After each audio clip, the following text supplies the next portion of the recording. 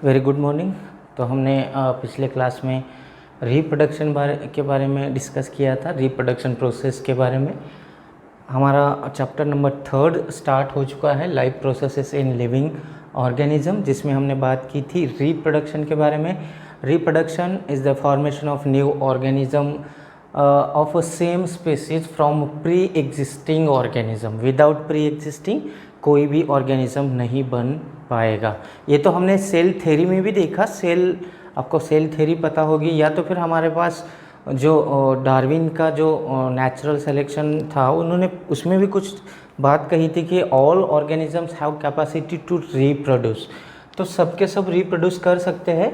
तो अगर इस तरह से रिप्रोड्यूस करेंगे तो ही उनका नंबर जो है बढ़ता रहेगा, क्योंकि ऑर्गेनिजम्स जैसे जैसे डेथ होंगे वैसे उसका उसी तरह से उनका बनना भी ज़रूरी होता है। तो ऑर्गेनिज्म के इक्विलिब्रियम के लिए नेचर में बनना भी ज़रूरी होता है। तो हमने रिप्रोडक्शन के 2 टाइप्स कहे थे। पहला टाइप्स था असेक्सुअल रिप्रोडक्शन वाला, जिसमें कहा था हमने फॉर्मेशन ऑफ न्यू स्पीसीज और new organism of a same species without fusion of male and female gamete. यहाँ पर without fusion of male and female gamete. अगर कोई यहाँ पर सिर्फ एक ही पेरेंट हो, इन्वॉल्व हो, तो गैमेट्स का तो सवाल ही नहीं आएगा, मेल या फीमेल। तो यहाँ पर गैमेट का मतलब आप याद रखना है। Remember, this is very important to all.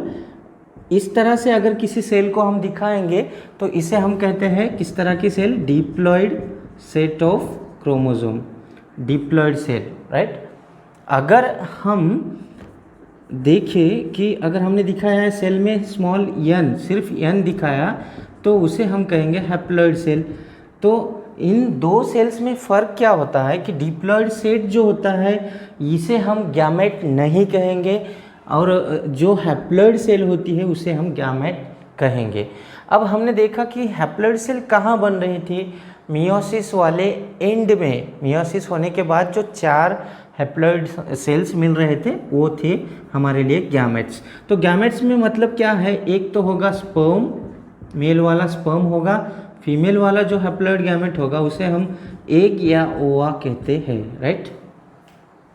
Plants के अंदर इन स्पर्म्स का और एग को तो हम एग ही कहेंगे वहाँ पर। ओवरी के अंदर एग प्रोड्यूस होगा प्लांट के अंदर जब सेक्सुअल रिप्रोडक्शन ऑपरेट करेगी, लेकिन स्पर्म की जगह वहाँ पर मेल गैमेट होगा।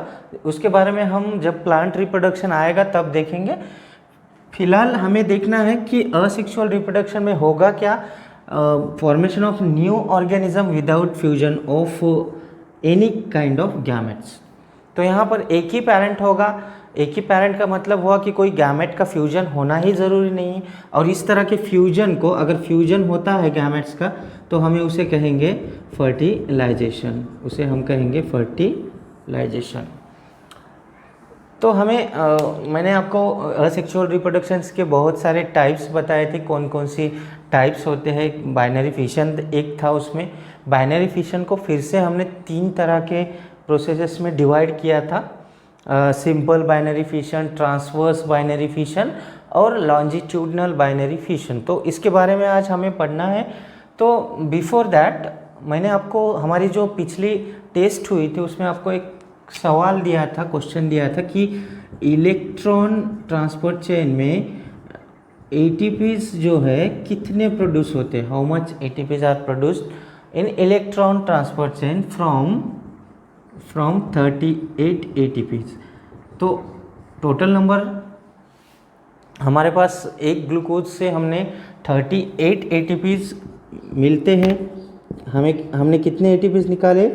38 ATPs। ये तो नेट प्रोडक्शन हुआ था, सबको पता है इसके बारे में। लेकिन हमने कहा कि इलेक्ट्रॉन ट्रांसफ़र में कितने बनेंगे। तो यहाँ देखिए इसके अंदर फर्स्ट स्टेप जो होती है कौन सी होगी? ग्लाइकोलाइसिस। ग्लाइकोलाइसिस में हमें सिर्फ और सिर्फ 2 ही डायरेक्ट ATPs मिलते हैं, और बाकी के जो है 2 NADH2 मिलते हैं, ये भी आपको पता है। और मैंने कहा कि एक NADH2 हमें 3 ATP देता है, राइट, ये हमने कहा था। और एक अगर FADH2 आता है तो वो हमें कितने ATP देगा? 2 ATPs, राइट। तो यहाँ पर हमने 2 NADH2 देखे और डायरेक्ट 2 ATP भी मिल रहे थे, तो टोटल प्रोडक्शन हमें 8 ATPs का हो रहा था, नेट प्रोडक्शन। कहाँ? ग्लाइकोलिसिस में। बाद में इसके पास से हमें जो प्रोडक्ट मिले 2 मॉलिक्यूल्स ऑफ पायरुविक एसिड, इनके 2 बार कन्वर्ट करने हैं इन्हें, 2 मॉलिक्यूल्स ऑफ क्या बन रहा था यहाँ पर? Acetyl coenzyme A. साथ ही हमें 2 बार मतलब एक बार एक होगा, तो यहाँ पर यही प्रोसेस 2 बार होगी, तो 2 NADH2 भी मिल रहे थे, राइट। यहाँ पर जब एसिटाइलेशन हो रहा था, यहाँ पर ये एसिटाइल कोएंजाइम ए में कन्वर्ट हो रहे थे पायरुविक एसिड, तो हम यहाँ पर लेंगे क्या मिल रहा था हमें? 2 NADH2, ये भी मिल रहे थे, राइट। अब देखिए इसके बाद हमने देखा कि सिट्रिक एसिड साइकिल में, यानी कि क्रेब्स साइकिल जो हुई, उसमें क्या हुआ, हमने देखा कि मैं यहाँ से लूँगा एरो, वहाँ पर डायरेक्ट ATP एक साइकिल में एक ATP बन रही थी।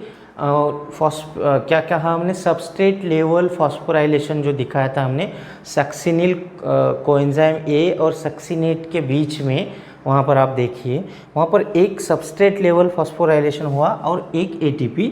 तो हमारे पास 2 एसिटाइल कोएंजाइम थे, तो 2 बार क्रेब्स साइकिल होगी, तो वहाँ पर कंप्लीट जो है हमें डायरेक्ट ATPs कितने? 2 मिल रहे थे।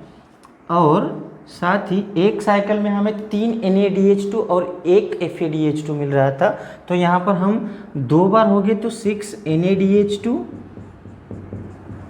और 2 FADH2, इतना प्रोडक्ट हमें क्रेब्स साइकिल में मिल रहा था। तो हमारे पास डायरेक्ट ATPs कितने हुए? डायरेक्ट ATPs तो सिर्फ और सिर्फ यहाँ 2 और यहाँ 2, तो यहाँ पर हमें मिले टोटल 4 ATP। कितने? 4 ATP। इसे हम कहेंगे डायरेक्ट ATPs, राइट। अब बारी है इलेक्ट्रॉन ट्रांसफ़र चेन की।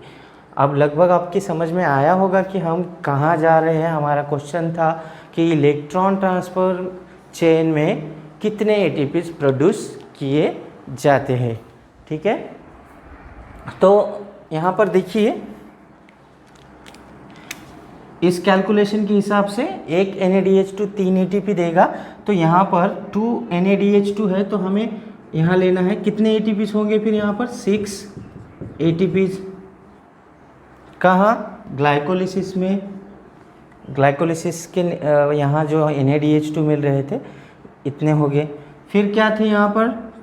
एसिटाइल कोएंजाइम के समय 2 NADH2, मतलब यहाँ फिर से 6 ATPs, राइट। अब यहाँ पर फिर से 6 NADH2 है, तो यहाँ पर हमें 6 3 यहाँ पर 18 ATPs मिल गए।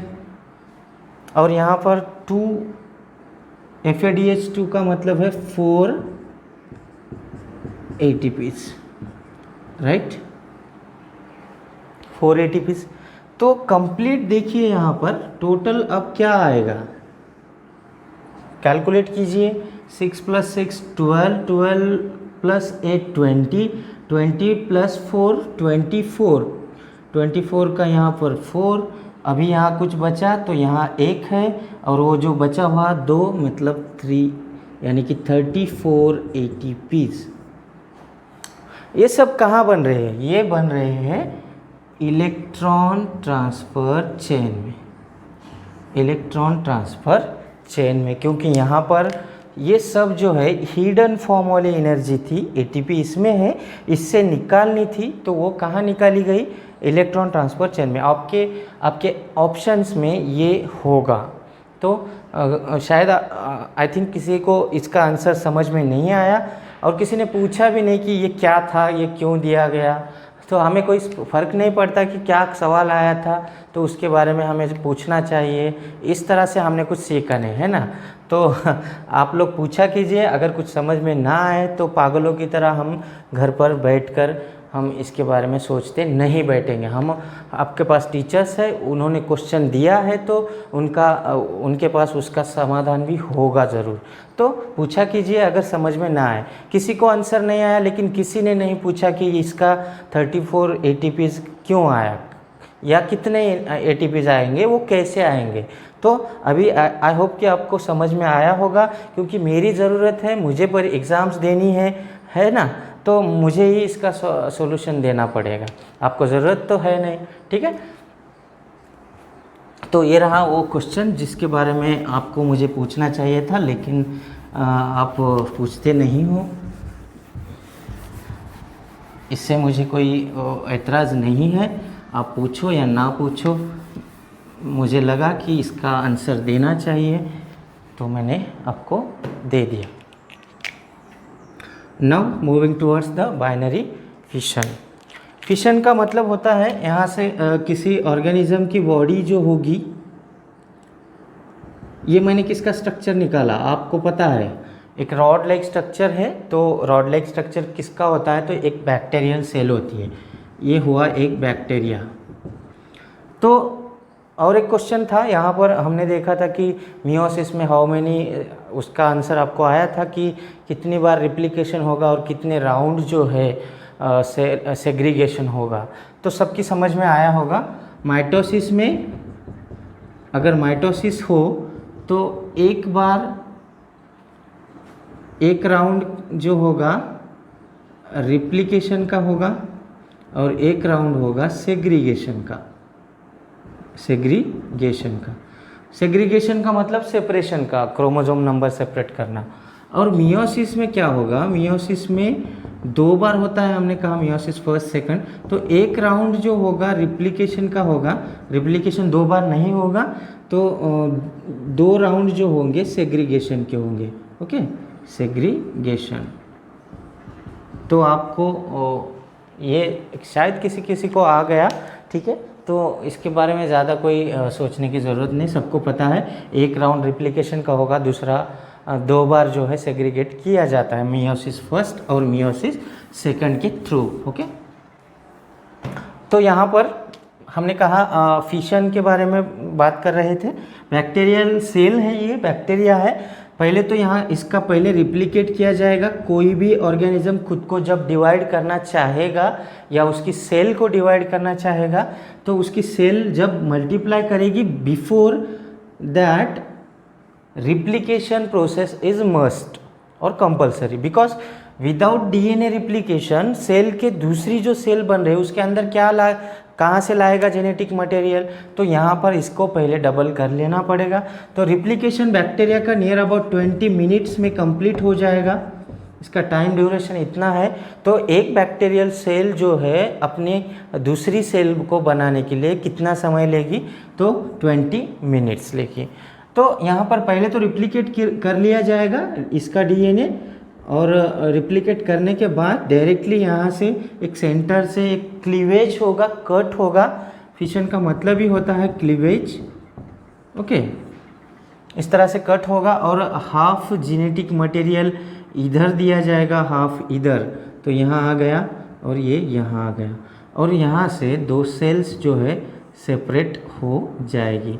इस तरह का जहाँ पर ही जिस ऑर्गेनिज्म में रिप्रोडक्शन होगा उसे कहा जाएगा फिशन, बाइनरी फिशन। ओके, सो बाइनरी फिशन के बारे में एक लाइन लिखनी है आपको, यही जो हमने यहाँ डायग्रामेटिकली दिखाया है।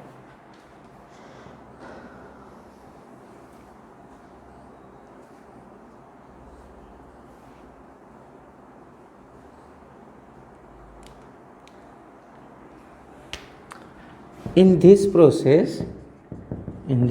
process सेल, और कहेंगे पैरेंटल सेल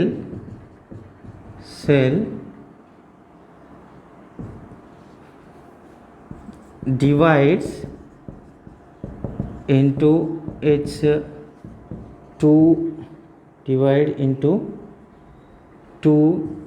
daughter cell.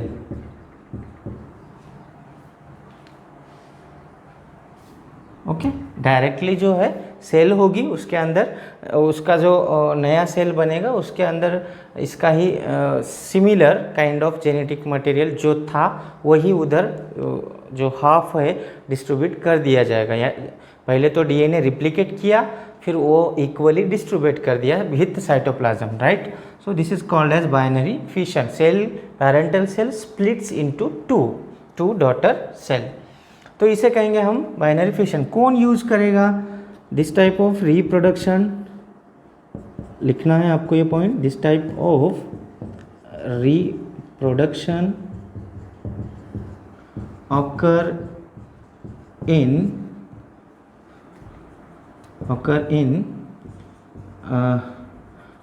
लगभग बैक्टीरिया यही करेंगे, प्रोकैरियोट्स, कुछ प्रोटिस्ट में भी होगा like amoeba, paramecium and euglena, okay, इनमें भी होगा। तो ये वाले जो ऑर्गेनिजम्स है इस तरह की प्रोसेस का इस्तेमाल करके खुद की सेल को डिवाइड कर लेते हैं, ठीक है। तो binary fission is again divided into 3 सब टाइप्स और 3 type of binary fission is occur, okay. तो हमने कहा 3 तरह की प्रोसेस होते हैं फिशन की, बाइनरी फिशन के। We will discuss one by one. First हमने कहा था उसमें, फर्स्ट यानी हम उसे स्मॉल ए से इंडिकेट करेंगे, जिसके बारे में कहा था सिंपल बाइनरी फिशन, राइट। आपको याद आया, पिछली ही क्लास में मैंने आपको दिया था simple binary fission. Simple binary fission is occur in this type of binary fission occur in amoeba, okay. Amoeba में होगा। तो अमीबा का स्ट्रक्चर अगर आपको याद आए तो पता होगा कि वो इरेगुलर टाइप का होता है। उसका स्ट्रक्चर कैसा? इरेगुलर। उसका जो सेल स्ट्रक्चर है, उसका जो बॉडी है वो किस तरह से होगी? वो इरेगुलर, यहाँ पर कोई सर्कुलर टाइप का स्ट्रक्चर होगा नहीं, उसका मेम्ब्रेन कोई सर्कुलर नहीं होगा। In this organism there is structural irregularities are found. Here is its nucleus. ये क्या है? इसका न्यूक्लियस है, ओके। यहाँ पर इसका साइटोप्लाज्मिक कंटेंट होगा, राइट। ये तो हुआ इसका साइटोप्लाज्मिक कंटेंट। अब क्या होगा? अमीबा के अंदर यहाँ अगर इसको बाइनरी फिशन के थ्रू रिप्रोड्यूस करना है तो इसमें क्या होता है कि इसकी बॉडी चाहे कहीं से भी कट कर ले, खुद का क्लीवेज कर ले। यहाँ से हो सकता है, या तो फिर यहाँ से हो सकता है, या तो फिर यहाँ से हो सकता है, या तो फिर यहाँ से भी हो सकता है। तो इसी वजह से इस अमीबा के अंदर होने वाले बाइनरी फिशन को कहा गया है सिंपल बाइनरी फिशन। यहाँ पर कोई रेस्ट्रिक्शंस नहीं है कि ट्रांसवर्सली ही कट होना पड़ेगा इस ऑर्गेनिज्म की बॉडी को, ऐसा कुछ भी नहीं है। इसी वजह से यहाँ पर सिंपल बाइनरी फिशन कहा गया, क्योंकि यहाँ पर ट्रांसवर्सली हो सकता है, यहाँ पर वर्टिकल भी हो सकता है, या तो फिर उसे कहेंगे लॉन्जिट्यूडनल कहेंगे हम, या तो फिर कोई सेक्शनल टाइप का क्रॉस वाला भी हो सकता है। तो किसी तरह का भी क्लीवेज इनमें हो सकता है, इसी वजह से यहाँ पर कहा गया बाइनरी फिशन। तो डायग्रामेटिकली अगर कोई अमीबा है, एक अमीबा की स्पीसीज, ये रहा अमीबा, ओके। किसी भी तरह का यानी कि इरेगुलर टाइप का स्ट्रक्चर आप ड्रॉ कर सकते हो ऐसे। ये रहा उसका न्यूक्लियस। क्या होगा इसके अंदर? ये पहले तो इसका सेल जो होगा वो इस तरह से स्ट्रेच होगा, ओके। तो हम कुछ इस तरह से ड्रॉ करेंगे, ओके। और nucleus starts the process of replication होगा अंदर, ओके, इस तरह से। और धीरे धीरे क्या होगा कि यहाँ से फिर नेक्स्ट स्टेप में ये सेल जो थी इधर वाली कंप्लीटली लगभग स्ट्रेच हो चुकी है, लेकिन अभी भी टूटी नहीं है। यहाँ पर डीएनए तो इक्वली डिस्ट्रीब्यूट कर दिया गया है, ओके, इस तरह से। और फाइनली यहाँ पर जो है कट होगा और यहाँ पर एक सेपरेट अमीबा बन गया। तो हम यहाँ लेंगे, ओके, ये एक अमीबा बन गया और यहाँ पर भी एक हमें अमीबा दिखाना है, ये भी एक अमीबा बन गया, ओके। इस डायग्राम को आप नाम दोगे figure simple binary fission in amoeba, simple binary fission in amoeba. ये न्यूक्लियस पहले रिप्लिकेट करेगा, डीएनए रिप्लिकेशन होगा, फिर इक्वली डिस्ट्रीब्यूट करेंगे, साइटोप्लाज्म भी इक्वली डिस्ट्रीब्यूट होगा। यहाँ पर ये जो हम रेड कलर डॉटेड एरिया जो दिखा रहे हैं साइटोप्लाज्मिक मैट्रिक्स है, साइटोप्लाज्म की मैट्रिक्स यानी वहाँ का साइटोप्लाज्म है, इसके अंदर का ये रहा। उसके वैक्यूल्स वगैरह बाकी हम कुछ नहीं दिखाएंगे, हमें बस प्रोसेस समझनी है, इस वजह से सिर्फ इस तरह से दिखा देंगे डॉटेड जो साइटोप्लाज्म ऐसे। So this is the process of simple binary fission which found in amoeba, right? So this is about today's class. We will discuss another processes like transverse binary fission and longitudinal binary fission in next class. Okay, thank you.